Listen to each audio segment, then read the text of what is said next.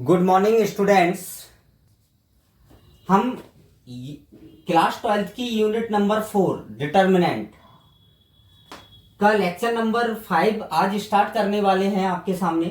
Lecture number 4 में हमने सारणिक के गुणधर्म डिस्कस किए थे। आज हम लेक्चर नंबर 5 में सारणिक की प्रारंभिक संक्रियाओं के बारे में पढ़ेंगे, एलिमेंट्री ऑपरेशन ऑफ डिटर्मिनेंट। ध्यान से देखेंगे प्रारंभिक संक्रियाएं। इन संक्रियाओं को हमें क्वेश्चन में यूज करना पड़ता है, और जो आपका 4.2 एक्सरसाइज के जो क्वेश्चन हैं उनमें ऑपरेशन यूज करना कंपलसरी रहता है। अगर हम विदाउट ऑपरेशन के उन क्वेश्चंस को करते हैं तो वो गलत माने जाते हैं। ऑपरेशन यूज करना नेसेसरी है।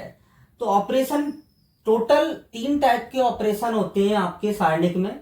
3 तो रो वाइज और 3 कॉलम वाइज, मतलब टोटल हम 6 भी बोल सकते हैं या हम 3 भी बोल सकते हैं। उसी में ही रो को जोड़ते हैं और उसी को में ही कॉलम को।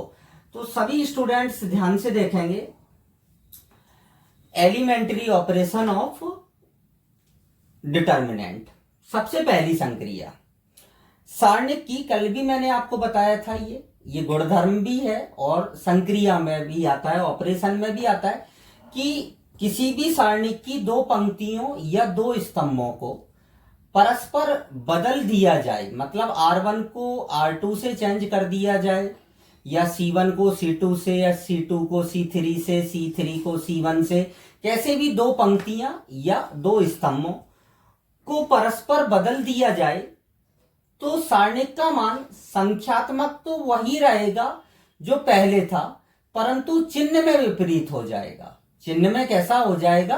विपरीत हो जाएगा। पहले पॉजिटिव था तो अब नेगेटिव हो जाएगा यदि आप किन्हीं भी 2 पंक्तियों या किन्हीं भी 2 स्तंभों को परस्पर बदलते हैं। तो पहली संक्रिया आपकी यही है कि सारणिक में हम किन्हीं भी 2 पंक्तियों या किन्हीं भी 2 स्तंभों को परस्पर बदला जा सकता है। परस्पर क्या किया जा सकता है? बदला जा सकता है। जैसे मैं यहां पर डेल्टा एक डिटर्मिनेंट लिया, A1 A2 A3, B1 B2 B3, C1 C2 C3, ये आपका डिटर्मिनेंट है। अब आप ऑपरेशन क्या है? आप RI पंक्ति को RJ पंक्ति से इंटरचेंज कर सकते हैं। अब आप यहां पर चाहे R1 ले लें, R2 ले लें, R3 ले लें, यहां R1 ले लें, कैसे भी, मतलब RI पंक्ति को RJ पंक्ति से परस्पर बदला जा सकता है। ऐसे ही CI पंक्ति को, वो स्तंभ को CJ स्तंभ से बदला जा सकता है। मतलब किन्हीं भी 2 पंक्तियों या किन्हीं भी 2 स्तंभों को परस्पर चेंज किया जा सकता है।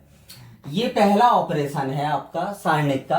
अब नेक्स्ट ऑपरेशन आता है आपका सेकंड। कल भी मैंने आपको बताया था कि सारणिक और मैट्रिक्स में मेजर डिफरेंस क्या होता है कि अगर हम मैट्रिक्स में किसी भी अचर से गुणा करते हैं, किसी संख्या से आप गुणा करते हैं, तो मैट्रिक्स के प्रत्येक एलिमेंट में उस संख्या से गुणा हो जाता है।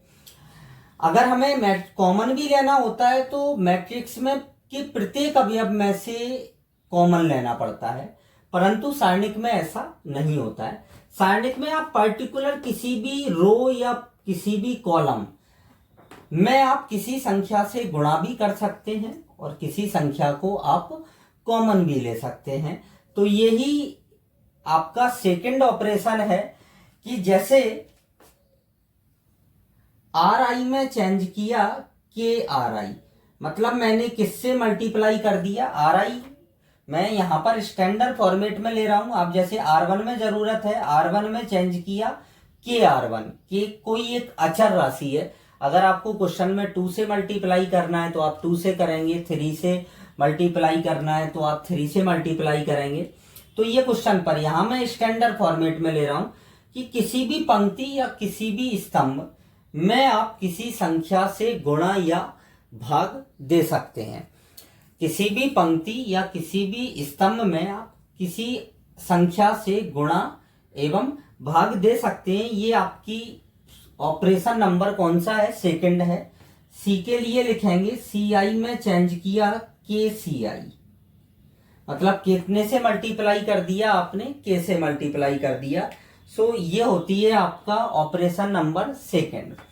ऑपरेशन नंबर थर्ड आपका, सभी स्टूडेंट्स ध्यान से सुनेंगे। ऑपरेशन थर्ड, हम किसी सारणिक किसी सारणिक की किसी पंक्ति या किसी स्तंभ के अवयवों को, के सभी अवयवों को किसी संख्या से गुणा करके, किसी संख्या से गुणा करके अन्य पंक्ति या अन्य स्तंभ, अन्य पंक्ति या अन्य स्तंभ से जोड़ा या घटाया जा सकता है। ध्यान से सुनेंगे सभी स्टूडेंट। किसी सारणिक में हम किसी भी पंक्ति या किसी भी स्तंभ के सभी अवयवों को किसी संख्या से गुणा करके, किसी संख्या से गुणा करके अन्य पंक्ति या अन्य स्तंभ से जोड़ा या घटाया जा सकता है। जैसे आर आई में चेंज किया, आर आई में चेंज किया, जिससे जोड़ोगे या जिससे घटाओगे उसमें चेंज होगा। आर आई में चेंज किया, आर आई प्लस माइनस के आर जे, मैंने जे भी पंक्ति में के से गुणा किया और आर आई पंक्ति से उसे जोड़ दिया या उसे घटा दिया। ये याद रखना है स्टूडेंट, कभी कभी यहां पर मिस्टेक कर देता है कि ऐसे लिख देता है कि आर आई में चेंज किया के R J plus minus are आई, ये गलत होता है, ये रॉन्ग ऑपरेशन है। आप कभी ऐसे भी नहीं कर सकते हैं कि आर आई में चेंज किया टू के are I plus minus R J, ये भी रॉन्ग ऑपरेशन है। मतलब जिस पंक्ति में चेंज हो रहा है उसमें आप मल्टीप्लाई नहीं करेंगे, केवल और केवल जिसको आप जोड़ रहे हैं, जिस पंक्ति को आप जोड़ रहे हैं उसमें मल्टीप्लाई किया जा सकता है। ऐसे ही सी आई में चेंज किया, सी आई प्लस माइनस के सी जे, ये आपका मोस्ट ऑपरेशन है। ये दोनों तो आपने गुणधर्म में भी पढ़ लिए थे। ये अलग है कि हम किसी भी सारणिक की किसी भी पंक्ति या स्तंभ में किस स्तंभ के सभी अवयवों को किसी संख्या से गुणा करके अन्य पंक्ति या स्तंभ से जोड़ा या घटाया जा सकता है। तो ये आपका ऑपरेशन नंबर थर्ड है। सो आप इन ऑपरेशंस को नोट कर लें, देन हम आगे डिस्कस करते हैं। सारणिक का गुणा, हमने मैट्रिक्स का गुणा किया था। मैट्रिक्स के गुणा में क्या था कि पंक्ति का गुणा किससे होता था, स्तंभ से होता था। पंक्ति का गुणा किससे, स्तंभ से होता था। परंतु सारणिक के गुणा में 4 मेथड होते हैं, कोई जरूरी नहीं होता है कि पंक्ति का गुणा स्तंभ से करें। इसमें पंक्ति का पंक्ति से गुणा कर सकते हो, पंक्ति का स्तंभ से कर सकते हो, स्तंभ का पंक्ति से कर सकते हो और स्तंभ का स्तंभ से कर सकते हो। मतलब सारणिक का गुणा 4 प्रकार से होता है। पंक्ति का पंक्ति से,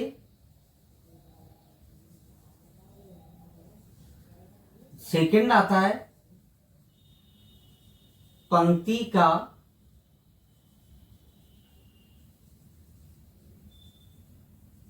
स्तंभ से, थर्ड आता है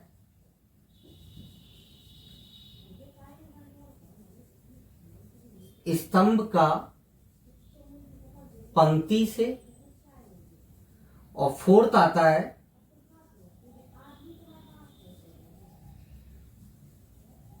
स्तंभ का स्तंभ से। 4 तरीके से गुणा होता है सारणिक का। तो बिल्कुल सिंपल है, जैसे आपको जिससे भी अच्छा लगे। जैसे हम मैट्रिक्स का गुणा करते हैं पंक्ति का स्तंभ से, तो आप इसको फॉलो कर सकते हैं। गुणा करके मैं बताता हूं आपको। एक एग्जाम्पल ले लेते हैं छोटा सा। जैसे दो सारणिक ले लिए मैंने, A1 A2 B1 और B2 इनटू एक दूसरा सारणिक है आपका X1 X2 और Y1 Y2, ये है। अब आप इसमें चारों में से किसी से भी गुणा कर सकते हैं। अगर आपको पंक्ति से करना है, फर्स्ट मेथड से करना है अगर आपको, तो इसका मल्टीप्लाई इसमें होगा पहले और फिर इसमें होगा। तो जब इसमें आप मल्टीप्लाई करेंगे तो क्या आएगा, A1 X1 plus B1 Y1 पहला एलिमेंट। अब इसका मल्टीप्लाई इससे होगा तो A1 X2 plus B1 Y2। अब R1 का काम खत्म, अब R2 का काम स्टार्ट। R2 का पहले किस में होगा, R1 में।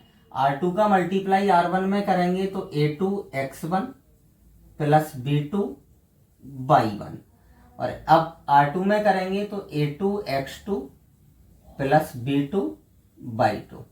तो पंक्ति का पंक्ति से गुणा आप ऐसे कर सकते हैं, जैसे ही आप पंक्ति मैट्रिक्स में करते थे, पंक्ति का किससे, स्तंभ से करते थे, तो इसका मल्टीप्लाई आप इससे करेंगे। अगर आपको स्तंभ का पंक्ति से करना है तो इसका मल्टीप्लाई इस टाइप से होगा। C1 का मल्टीप्लाई पहले R1 में होगा फिर R2 में होगा, फिर C2 का मल्टीप्लाई R1 में होगा फिर R2 में होगा। और स्तंभ का स्तंभ से भी कर सकते हैं, C1 का C1 से, फिर C2 से, फिर C2 का C1 से और फिर C2 से। तो सिंपल प्रोडक्ट है, ऐसा कोई टेंशन नहीं है सारणिक के गुणा में। आप मैट्रिक्स का गुणा आप सीख ही चुके हैं, तो सारणिक के गुणा में भी किसी भी प्रकार की प्रॉब्लम नहीं होगी। सो अब हम एक्सरसाइज 4.2 डिस्कस करते हैं, आप इसको नोट करें।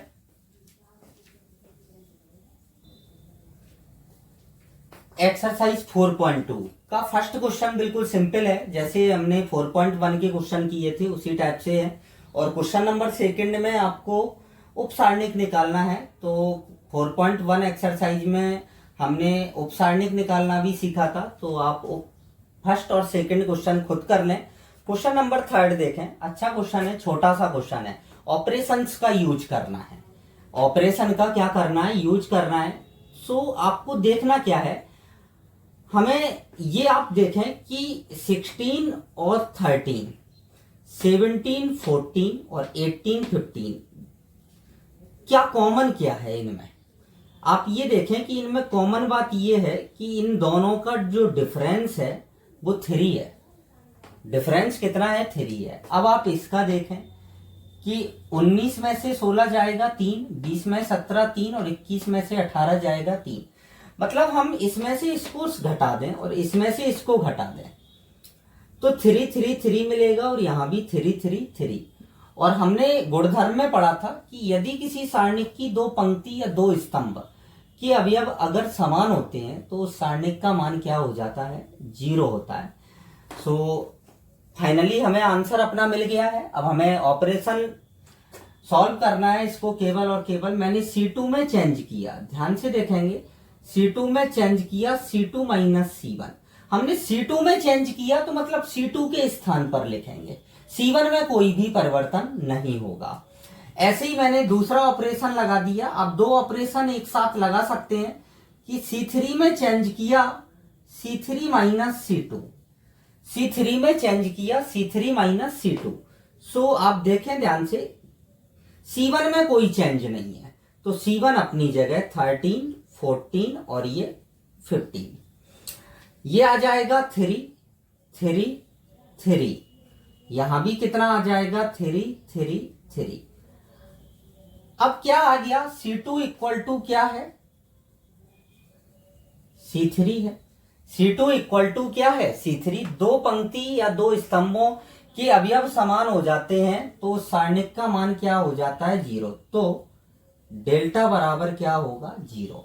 ये आपका क्या आ गया, आंसर आ गया। बिल्कुल सिंपल क्वेश्चन है। इस टाइप से आपको दिमाग लगाना है, थोड़ा सा दिमाग का यूटिलाइज है इन 4.2 के क्वेश्चंस में क्वेश्चन नंबर 4 आपकी बुक में आप लोग देख लें सभी लोग। यदि किसी सारणिक के प्रथम व तृतीय स्तंभों को परस्पर बदल दिया जाए तो सारणिक के मान पर क्या प्रभाव पड़ेगा। हमने गुणधर्म में पढ़ा था कि यदि किसी सारणिक की दो पंक्तियों या दो स्तंभों को परस्पर बदल दिया जाएगा तो सारणिक का मान संख्यात्मक तो वही रहेगा, केवल और केवल चिन्ह बदल जाएगा। प्लस का माइनस हो जाएगा, माइनस का प्लस हो जाएगा, तो चिन्ह में विपरीत हो जाएगा। किसमें विपरीत हो जाएगा?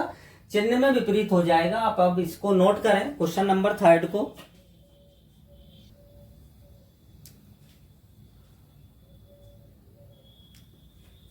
क्वेश्चन नंबर 5 सिद्ध कीजिए, ये डिटर्मिनेंट है, आपको प्रूव करना है, ये ऑपरेशन का यूज करना है। सो ध्यान से देखेंगे सभी स्टूडेंट कि हमें ऐसे ऑपरेशंस का यूज करना है कि जीरो भी मिलते चले, क्योंकि सारणिक में ऑपरेशन हमें नंबर ऑफ जीरोस ज्यादा बनाने हैं, क्योंकि जितने नंबर ऑफ जीरो बन जाएंगे ज्यादा से ज्यादा उतना ही उसका प्रसार करना क्या हो जाएगा, सिंपल हो जाएगा। लेकिन साथ में जीरो भी बनाना है और कोशिश ये करना है कि हमें x minus Y, Y minus Z और जेड माइनस एक्स भी मिलते चलें। सो ध्यान से देखेंगे सभी स्टूडेंट, अगर मैं इसमें से इसको घटाऊं तो y माइनस एक्स मिलेगा, z से z तो कट जाएगा, मतलब उल्टा मिलेगा y माइनस।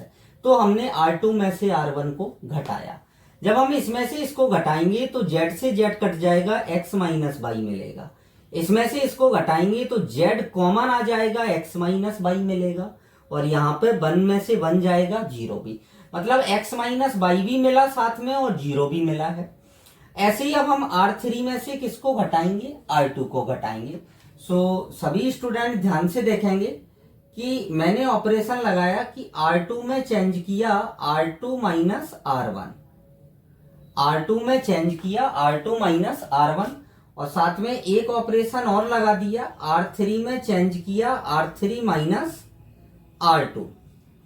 दो से ज्यादा ऑपरेशन कभी भी एक साथ यूज नहीं किए जाते हैं कि आप ये सोचें कि R2 में से तो R1 घटा दिया, R3 में से R2 घटा दिया, R1 में से आप R3 घटा दें, ऐसा पॉसिबल नहीं होता है। केवल और केवल दो ही ऑपरेशन एक साथ यूज किए जाते हैं। सो सभी स्टूडेंट्स ध्यान से देखेंगे, यहाँ पर हमने R1 में कोई चेंजिंग नहीं किया, आप देख सकते हो R2 में चेंज हुआ है और R3 में। सो R1 एज इट इज रहेगा जैसा है, बाई जेड और बाई प्लस जेड। R2 में चेंज हुआ, क्या चेंज हुआ कि R2 में से हमें R1 को घटा कर लिखना है। सो 1 में से 1 गया, क्या आ गया? 0। इसमें से इसको घटाएंगे तो z कॉमन आ जाएगा और x माइनस क्या आ जाएगा? y आ जाएगा।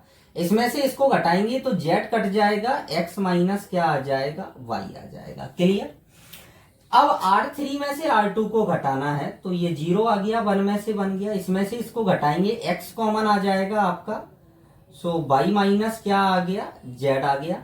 इसमें से इसको घटाएंगे, x कैंसिल आउट हो जाएगा तो y माइनस z आ जाएगा। अब आप देखें कि R2 में से x माइनस वाई कॉमन आ रहा है और R3 में से y माइनस z।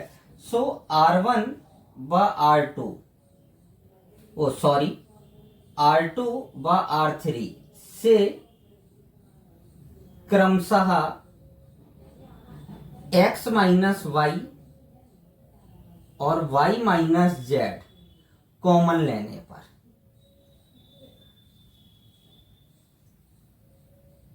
कॉमन लेने पर आप कॉमन लेंगे सो क्या मिलेगा आपको? ध्यान से देखेंगे सभी स्टूडेंट, जब आप कॉमन ले लेंगे सो आपके पास आ जाएगा x माइनस वाई आ गया और y माइनस जेड आ गया। अंदर क्या बचेगा आपके पास? अब डिटर्मिनेंट में 1 वाई जेड और y प्लस जेड आ जाएगा। यहाँ पर 0, यहाँ पर z आ जाएगा और यहाँ पर 1 आ जाएगा। ये 0 x आ जाएगा और ये क्या आ जाएगा? 1 आ जाएगा। अब केवल और केवल आपको प्रसार करना है C1 के सापेक्ष, C1 के सापेक्ष प्रसार, C1 के सापेक्ष प्रसार करेंगे सो x माइनस वाई और y माइनस जेड बाहर चल रहा है 1, क्या आएगा? इसको बंद करें, इसको z और माइनस का x, सो ये आ जाएगा z माइनस x। यही आपको क्या करना था, प्रूव करना था। तो अच्छा क्वेश्चन है, आप इसको नोट करें। और नेक्स्ट क्वेश्चन हम अपने नेक्स्ट वीडियो में लेक्चर नंबर 6 में डिस्कस करेंगे। सो आज के लिए इतना ही। Thank you.